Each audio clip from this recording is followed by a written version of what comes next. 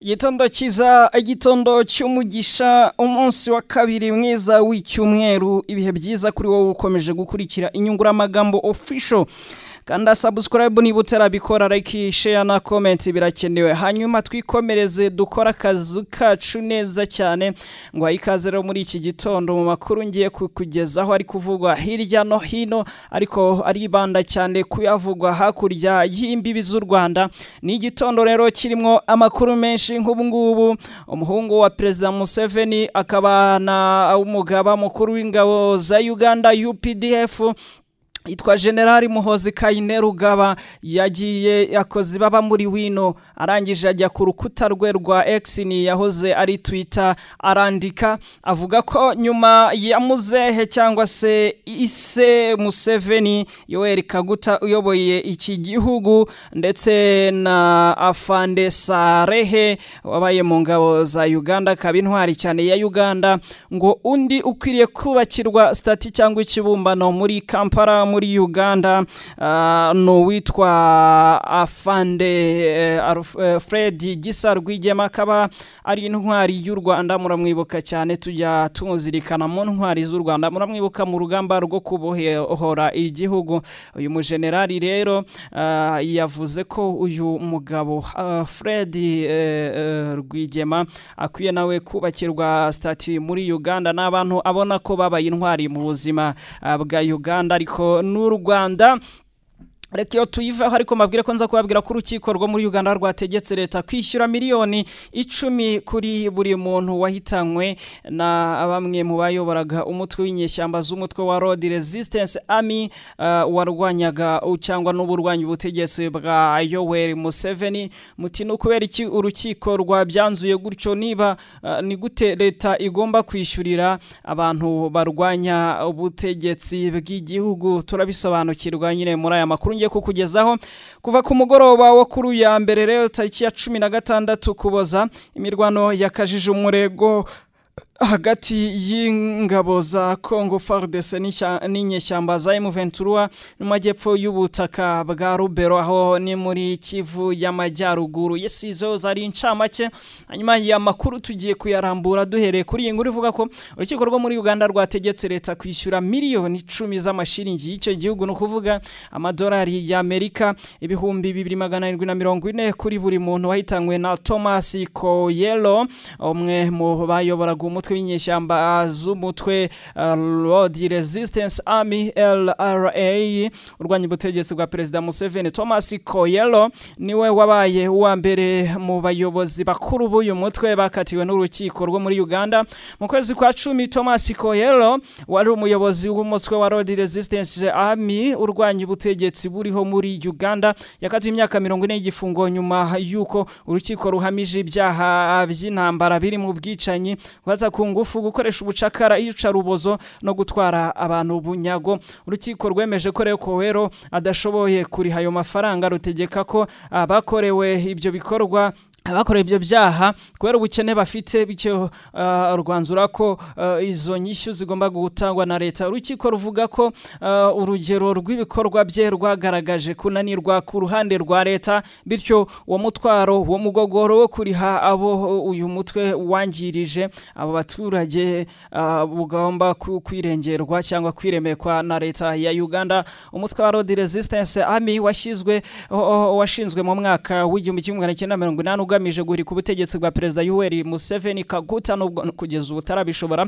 Umutwe rero wakoreye ibikorwa by'ubugome abaturage ba Uganda mu gihe cy'imyaka 20 uyobowe na Joseph Kony, wari ufite indiri mu majyaruguru ya Uganda w'inyeshyamba zagabaga ibitero shuma byibasira abaturage hato na hato. Muri na 5 wokejwe igitutu n'ingabo za leta ya Uganda uhingira mu majyepfo ya Sudani, Repubulika ya Demokarasi ya Kongo na Repubulika ya Centrafrica, abakomeje ibikorwa by'ubugizi bwa nabi ku baturage baho. Kuri uyu wa mbere kandi nimugoroba tariki ya 16 Ukuboza, imirwano irakomeje ari yakajije umurego hagati ya FARDC n'inyeshyamba za M23 mu majyepfo y'ubutaka bwa Rubero muri Kivu y'Amajyaruguru, nk'uko tubikesha Okapiniye ya radio y'umuryango w'abibumbye muri Repubulika ya Demokarasi ya Kongo. Kuva nimugoroba imirwano ikaze hagati ya FARDC na M23 yateje guhangana gukomeye mu masaha ya saa 12 z'umugoroba.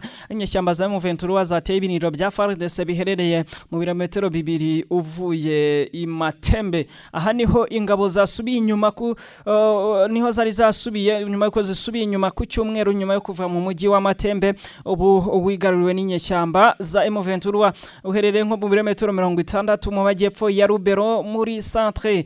Muri ako karere raramirwana ikaze kandi jeje kuwa mbere nimugoroba byari bigoye gusobanukirwa ihindagurika ry'imirongo y'ingabo ku mpande zombi. Icyakora Colonel Areki Wewa muyobozi w'akarere ka Rubero yemeza ko aka karere ubu kari kugenzurwa na FARDC. Ibikorwa 191 bigize ibyaha bikomeye byibasiye abasivili bo mu majyepfo ya Kivu byakozwe hagati y'1994 na 2024 byagaragajwe na raporo y'ubushakashatsi bwakozwe ku byaha bikomeye byakozwe mu ntara ya Kivu y'amajyepfo byatangajwe kuri wa mbere tariki 16 Ukuboza Kinshasa mu kigega cy'igihugu gishinzwe indishyi z'abahohotewe FONALEV n'itsinda ry'imirimo y'ubutabera bw'inzibacyuho muri Kivu y'amajyepfo.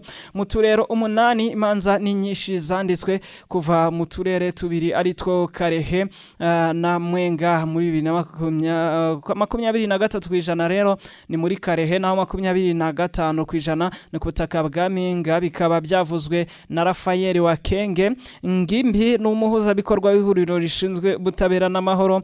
Abakekwaho kuba barakoze ibyo byaha hanini n'imitwe yitwaje intwaro itari ya leta ariko ngo ikaba ishyigikiwe na leta niyo rero ishinzwe ibyo byaha.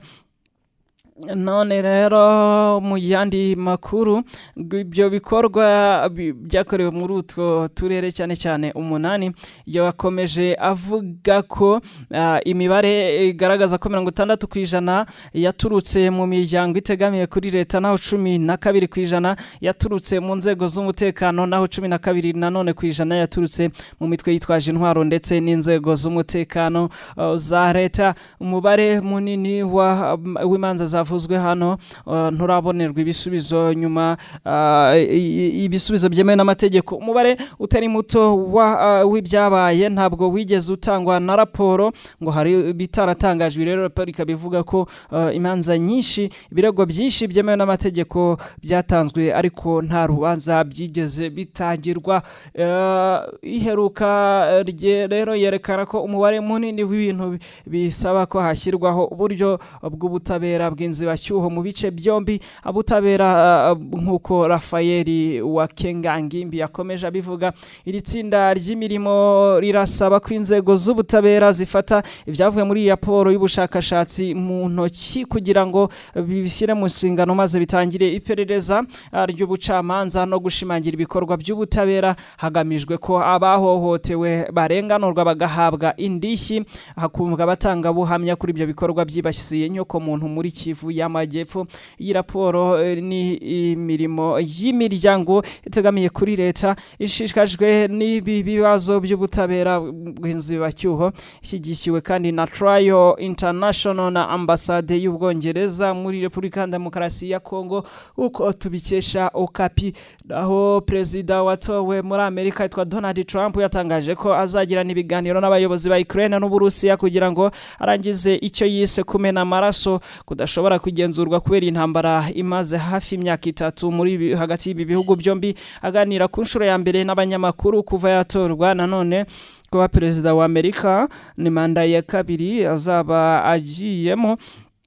Trump yavuze ko ubwicanyi busabwa n'intambara bugomba guhagarikwa yongera gusezeranya ko azahagarika aya makimbirane igihe azaba ageze ku butegetsi. Ndagushimiye rero wowe wabanye n'inyungura magambo official muri iyi minota irenga 9 gatoya tumaze turi kuganira ku makuru abyutse avugwa nandi ndaza kugendanya kugezaho wowe icyo usabwa no gukanda subscribe, like, share na comment birakenewe hanyuma amakuru agenda kugeraho ubusesenguzi hatari ndagenda kugezaho wowe ntujye kure. Rero nibyo byonyine usabwa hagati aho uhahuronke Imana ibane nawe uyu munsi wose ndetse nejo wundi.